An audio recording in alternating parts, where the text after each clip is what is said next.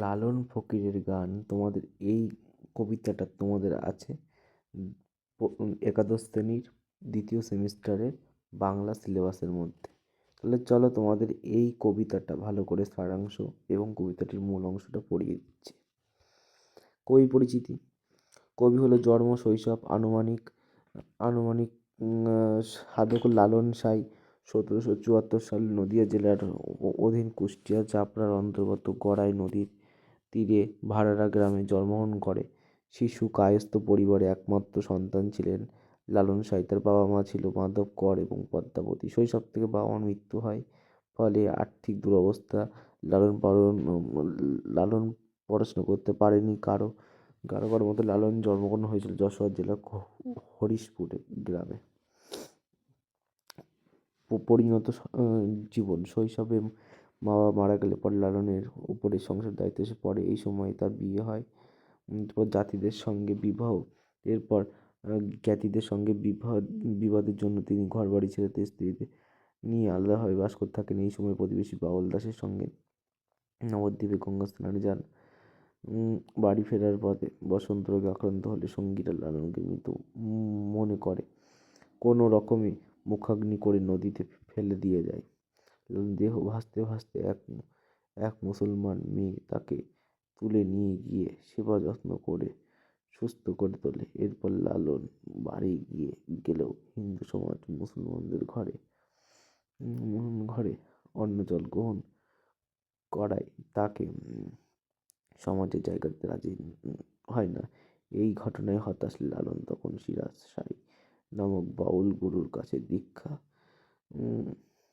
গ্রহণ করে এবং জীবন নতুন অর্থ খুঁজে পান। বাউল সাধনায় লালন ছেউরিয়ার তার আখড়া গড়ে তোলেন।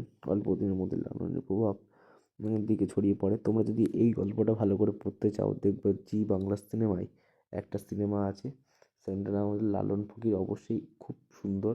আর সেখানে অভিনয় করেছে কিন্তু প্রসেনজিৎ চট্টোপাধ্যায়। যারা দেখেছো কমেন্ট করে জানিও। ঈশ্বরকে খুঁজে পান তিনি।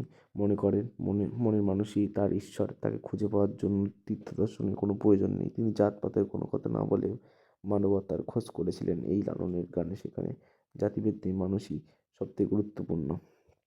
সম্মান স্বীকৃতি।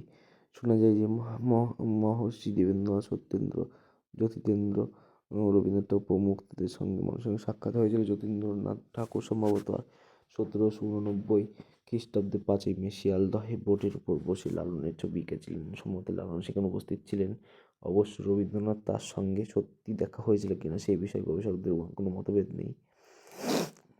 শচীন্দ্রনাথ অধিকারী পল্লবীর মানুষ এবং রবীন্দ্রনাথ বইতে শিয়ালদহে ঠাকুর বাড়িতে লালনের সঙ্গে সাক্ষাতের বিষয়ে জানিয়েছিলেন। আনুমানিক 1331 সালে গ্রাম বার্তা প্রকাশিকা পত্রিকার সম্পাদক কাঙাল হরিনাথের নাম অবশ্যই স্মরণীয়। লালনের সমসাময়িক এই মানুষটি পত্রিকা বাঙালি সমাজের প্রথম লালনের গানের পরিচিতি ঘটান। এই গল্পের যে উৎস লালন গীতিকা নামক লালনের গানের সংকলন থেকে গৃহীত। লালন ফকিরের গানটি এই সংকলন গ্রন্থের 391 সংখ্যক গান। সারসংক্ষেপ কী আছে? সারসংক্ষেপ: খাঁটি মানুষ হতে গেলে মানুষকে ভজন করতে হবে। মানুষের থেকে বিচ্ছিন্ন হলে মনের মানুষের সন্ধান পাওয়া যাবে না। দ্বিতল স্ফুটিত হয়ে আজ্ঞাচক্রে আর সেই দ্বিতলের পদ্মে সোনার মানুষ উজ্জ্বল হয়ে ওঠে কেবল গুরুর কৃপা হলেই। এইসব সত্য জানা সম্ভব। তবে মানুষের কাহিনী রচিত আছে অলোক লতার করে, অর্থাৎ পার্থিব মানুষ শরীরের মতো বিরাজ করেন। আর সহজ মানুষ ঠিক যেমন লতানো অকলে আড়লে থাকে, তেমনি আসলে জাতকে অবলম্বনে মুক্তি খোঁজে। কিন্তু সুখ ছাড়া মানুষ মন অর্থহীন শূন্য। মনে করে মানুষ ভজন করলে একমাত্র ত্রাণ পাওয়া যাবে।